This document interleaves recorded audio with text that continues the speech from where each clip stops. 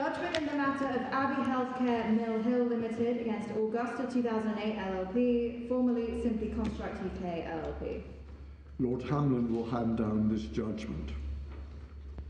Under the Housing Grants, Construction and Regeneration Act, which I shall call the 1996 Act, there is a statutory right to refer to adjudication any disputes which arise under a construction contract. Statutory adjudication is an expeditious and cost-effective dispute resolution procedure, typically before a trained adjudicator who is a specialist in construction-related work. It is common practice in the construction industry for collateral warranties to be provided to third parties, such as funders, purchasers, and prospective tenants. Collateral warranties give third parties contractual rights against contractors should defects arise in respect of the works carried out by them. The central issue on this appeal is whether the collateral warranty given in this case is a construction contract within the meaning of the 1996 Act, so as to give rise to a right to statutory adjudication, and specifically whether it is an agreement, quote, for the carrying out of construction operations, close quote, under section 104(1)(a).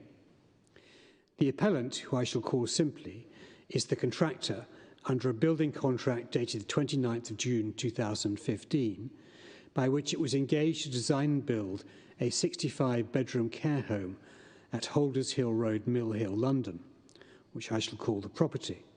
The respondent, who I shall call Abbey, is the tenant of the property. On the 23rd of October 2023, simply provided a collateral warranty to Abbey and also to Topan, to whom the building contract had been novated by the employer, Sapphire.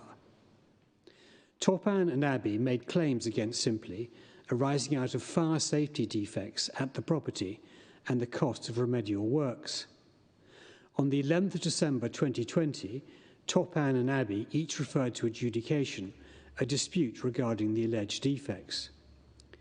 The adjudicator issued decisions on the 30th of April 2021, finding for Topan and Abbey on liability and awarding them damages of about £1 million and £870,000 respectively. These sums were not paid, and Topan and Abbey issued proceedings in the Technology and Construction Court to enforce the decisions by way of summary judgment.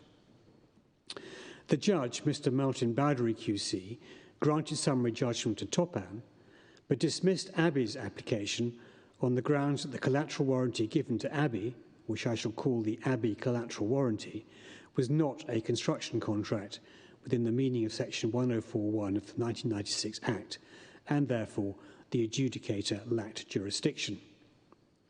Abbey appealed to the Court of Appeal, which in its judgment of 21st June 2022 allowed the appeal by a majority. Simply appealed to the Supreme Court. In its judgment, the Supreme Court unanimously allows the appeal. I give the judgment with which Lord Briggs, Lady Rose, Lord Richards and Lady Simler agree. The appeal raises two issues. The first is, what is the meaning of an agreement, quote, for the carrying out of construction operations in section 104(1) of the 1996 Act, the statutory interpretation issue. Secondly, how should the Abbey collateral warranty be construed, and so construed, is it an agreement for the carrying out of construction operations, the contractual interpretation issue. I shall start with the statutory interpretation issue. There will be an agreement for the carrying out of construction operations where such operations are the object and purpose of that agreement. The main object or purpose of a collateral warranty is to afford a right of action in respect of defectively carried out construction work, not the carrying out of such work. It is the building contract that gives rise to the carrying out of construction operations, not the collateral warranty. Any obligation undertaken to the beneficiary under the collateral warranty to carry out construction operations derives from and mirrors the obligations already undertaken under the building contract. There is no distinct or separate obligation undertaken to the beneficiary. There is merely a promise to the beneficiary that the construction operations to be carried out for someone else under the building contract will be performed. The beneficiary has no control over how the construction operations are performed and is not entitled, for example, to instruct how the works are carried out, to order variations, or to suspend or terminate the works. For these reasons and those given in more detail in the judgment, a collateral warranty will not be an agreement for the carrying out of construction operations for the purposes of section 1041 if it merely promises to perform obligations owed to someone else under the building contract. There needs to be a separate or distinct obligation to carry out construction operations for the beneficiary, not one which is merely derivative and reflective of obligations owed under the building contract. I turn then to the contractual interpretation issue.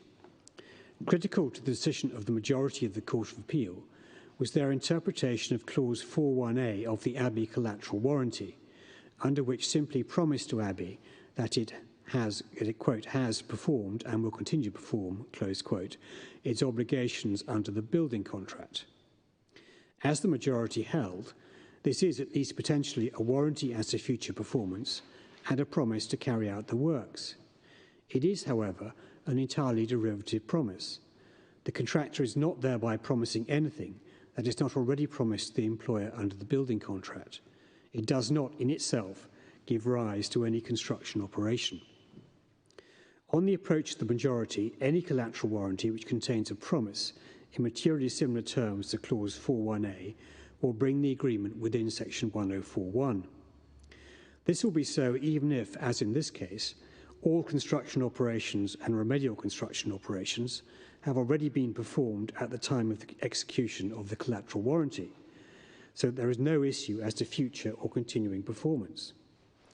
Their approach also means that whether or not a collateral warranty falls within Section 1041 will always depend on the niceties of the language used, and in particular on whether or not it contains language materially similar to Clause 4.1a. This is likely to lead to fine distinctions being drawn and to disputes in relation both to the drafting of collateral warranties and to their proper interpretation. A more principled and workable approach is for the dividing line to be between collateral warranties which merely replicate undertakings given in the building contract and those which give rise to separate or distinct undertakings for the carrying out of construction operations. Adopting such an approach means that the Abbey collateral warranty is not a construction contract. It is also likely to mean that most collateral warranties will not be construction contracts. There are, however, good reasons for concluding that, in general, such warranties were not intended to fall within the scope of the 1996 Act.